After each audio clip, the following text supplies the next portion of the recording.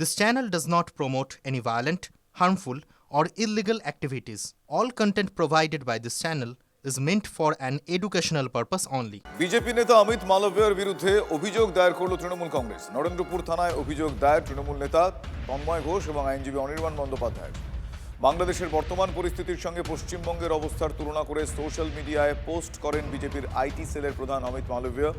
আর এই ঘটনায় সামাজিক নিরাপত্তা বিঘ্নিত হতে পারে, এমনকি সাম্প্রদায়িক সম্প্রীতি নষ্ট হতে পারে, এই অভিযোগ তুলে থানায় অভিযোগ দায়ের করেছে তৃণমূল কংগ্রেস। পুলিশ প্রশাসনের কাছে যথাযথ ব্যবস্থা নেওয়ার আবেদন জানিয়েছে শাসক দল। আজকে বাংলাদেশের ঘটনা নিয়ে বিজেপির নেতা অমিত মালভিয়া যে পোস্ট করেছেন তার ভিডিও দিয়ে পশ্চিমবঙ্গের মাননীয় মুখ্যমন্ত্রী মমতা বন্দ্যোপাধ্যায় এবং তৃণমূল কংগ্রেসকে জুড়ে 2026-এর নির্বাচনকে বলেছেন যে যদি এরকম সরকার থাকে, অর্থাৎ মমতা বন্দ্যোপাধ্যায়ের সরকার না সরে গেলে বাংলাদেশের মতো পরিস্থিতি তৈরি হবে। যা পোস্ট করেছেন সেটা আপত্তিজনক। আজকে আমরা নরেন্দ্রপুর থানায় অমিত মালভিয়ার বিরুদ্ধে এফআইআর লজ করেছি, কারণ এইভাবে দেশের যে শান্তি এবং শৃঙ্খলা সেটা বিঘ্ন ঘটানো অত্যন্ত আপত্তিজনক। এবং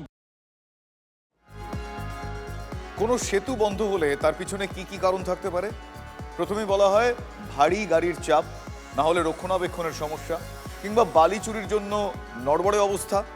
তা বলে রিলের অত্যাচার, মানে ওই যে রিল বানানো হয় না ফোনে, সেই রিলের অত্যাচারে ব্রিজ বন্ধ। তাই হয়েছে পূর্ব বর্ধমানের পূর্বস্থলীতে তেমনই অবস্থা হয়েছে। দেখুন রিলের এই রিয়েল স্টোরি। ফোনের ছবি ছাড়িয়ে এই গন্ডগোলটা আমাদের করে দিল মোবাইল সব বন্ধ করে দিয়ে আমাদের ওই ঘাটটা চালু করে দিতে হবে। মানে মোবাইল নিয়ে আর ইয়ে করবে না। পূর্ব বর্ধমানের পূর্বস্থলী থেকে ইদ্রাকপুর যেতে আবার নৌকায় উঠতে হচ্ছে গ্রামবাসীদের। ক্ষুব্ধ নদী পাড়ের বাসিন্দারা বলছেন যত নষ্টের গোড়া ওই মোবাইল, মানে রিল তৈরি।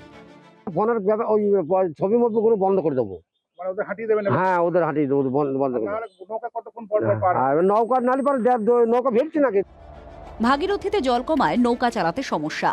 পারাপারের জন্য সেতু বানানো হয়েছিল, কিন্তু ব্লগারদের অত্যাচারে সেই সেতুই যে ভেঙে পড়ল। পারাপারের জন্য এখন ঘন্টার পর ঘন্টা অপেক্ষা। পাশের ব্রিজ হয়েছিল, খুব ভালো হয়েছিল, সুবিধা হয়েছিল। তাহলে আমাদের 1.5 ঘন্টা 2 ঘন্টায় নৌকা ধারে বসতে হয়। 2 ঘন্টার উপর বসে আছে নৌকা চেপে, পার পাচ্ছে না।